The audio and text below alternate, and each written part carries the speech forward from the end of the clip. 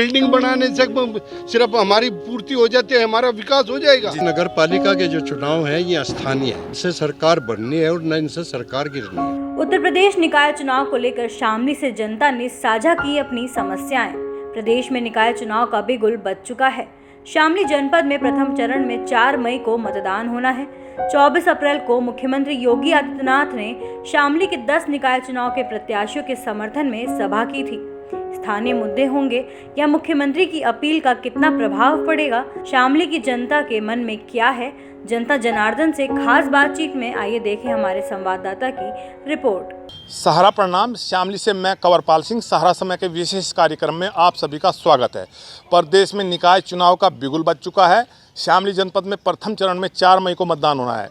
24 अप्रैल को मुख्यमंत्री योगी आदित्यनाथ ने शामली के 10 निकाय चुनाव के प्रत्याशियों के समर्थन में यहाँ सभा की थी। स्थानीय मुद्दे होंगे या मुख्यमंत्री की अपील का कितना प्रभाव जनता पर होगा, शामली की जनता के मन में क्या है, जनता जनार्दन यहाँ पर मौजूद है। आइए आज उन्हीं से जानते हैं कि वे यहाँ विकास के मुद्दों पर चुनाव लड़ेंगे या मुख्यमंत्री की अपील का उन पर क्या असर होगा। जी श्रीपाल जी, तो आप क्या समझते हैं? मुख्यमंत्री यहाँ आए थे, अक्सर कोई भी मुख्यमंत्री निकाय चुनाव में सबसे पहले नहीं आया, तो क्या लगता है कि भाजपा इस चुनाव को बहुत गंभीरता के साथ में लड़ रही है?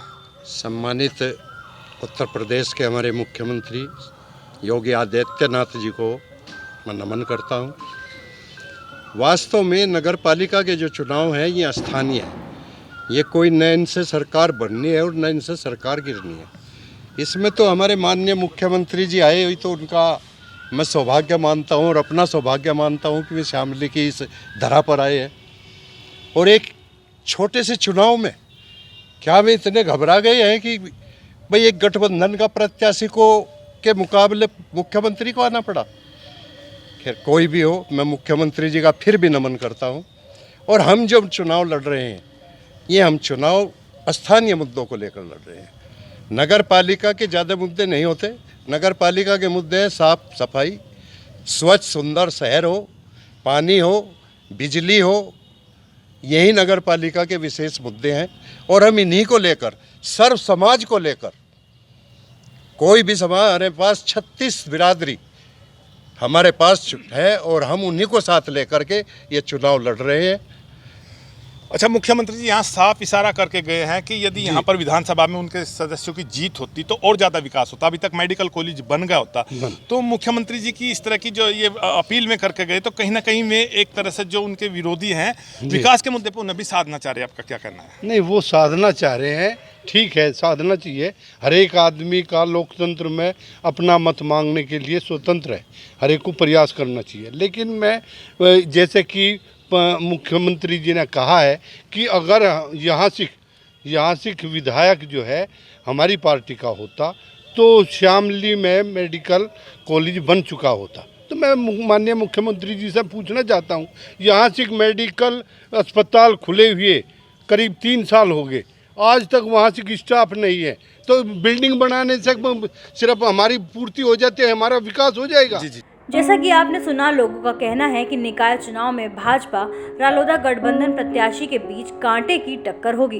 भाजपा ने यहां से अरविंद संगल को अपना उम्मीदवार बनाया है, जबकि रालोदा सपा गठबंधन ने विजय कौशिक को अपना प्रत्याशी घोषित किया है।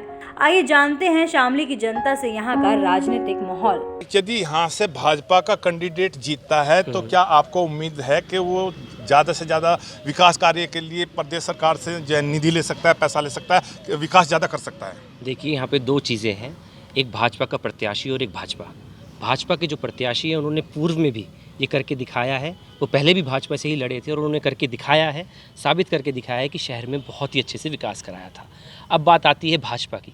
पहले भाजपा की सरकार नहीं थी, सरकार थी सपा की, उस समय में भी कार्य कराया गया। और आज जब भाजपा की सरकार है, जब जहाँ सुशासन है, जहाँ लोग डरते हैं, गुंडागर्दी डरती है, वहाँ जब हर आदमी शांति से प्यार से जी रहा है, तो अपने आप जो विकास होगा वो लोगों को लाभान्वित करेगा और वो और अच्छे से उसको एंजॉय कर पाएंगे। आप क्या समझते हैं स्थानीय मुद्दे यहाँ पर कितने कारगर होंगे, और आप क्या मानते हैं कि जो है यहाँ पर जो है भाजपा बेहतर विकास कर सकती है या यहाँ का कोई दूसरा एंटी इनकम्बेंसी फैक्टर भी यहाँ पर किसी तरह का कोई ऐसा प्रभाव दिखाई दे रहा है? मैं सर्वप्रथम तो धन्यवाद करता हूँ सहारा समय का, जिसने अपनी एक आम आदमी को अपनी बात कहने का जो है मंच दिया है। और रही यहाँ के स्थानीय मुद्दों की बात, वास्तव में शामली नगर पालिका में बहुत ही स्थानीय मुद्दे, गंभीर मुद्दे हैं, जैसे पार्किंग के मुद्दे हैं, जैसे जल भराव के मुद्दे हैं, जैसे साफ़ सफाई के मुद्दे हैं। हमने देखा है अभी जो पिछले समय जो है ये यहाँ की नगर पालिका का कार्यकाल समाप्त हुआ, उसके बाद जो सफाई कर्मी थे उन्होंने हर प्रत्येक घर से 30-30 रुपये लेना शुरू कर दिया। क्यों, क्या इसी तरह से जो है आम आदमी पे मार पड़ेगी? उस पर टैक्स की मार पड़ रही है। एक छोटे व्यापारी पे जाम की स्थिति में जो है उसका व्यापार चलना भारी हो जाता है। क्या ये स्थानीय मुद्दा नहीं है? आप चूंकि बसपा प्रत्याशी के आप प्रतिनिधि के तौर पर आप यहाँ शिरकत कर रहे हैं, तो चूंकि ये कहा जाता है कि मायावती जी ये ज़्यादातर इन चुनाव को बहुत ज़्यादा गंभीरता के साथ में नहीं ले रही है, तो क्या ये माना जाए कि आपका कैंडिडेट केवल जो है हार जीत के समीकरण बदलने के लिए यहाँ पर ऐसा है? गंभीरता का यूँ पैमाना नहीं है कि वो दर दर पर्चे बांटते फिरेंगे अमित शाह जी की तरह। वो वहीं बट्टी फोकस कर रही है और सब जगह बहुत ही अच्छी तरीके से चुनाव लड़ रहे हैं। रही यहाँ की स्थानीय बात, विपक्ष में ऐसा कैंडिडेट कम से कम हो। पिछली दफ़े जो हमारे चेयरमैन थे निहायत ईमानदार आदमी थे, लेकिन इस सरकार ने उन्हें क्या करने दिया? कम से कम प्रत्याशी ऐसा हो जो इनका जवाब दे सके। ब्यूरो रिपोर्ट, समय डिजिटल।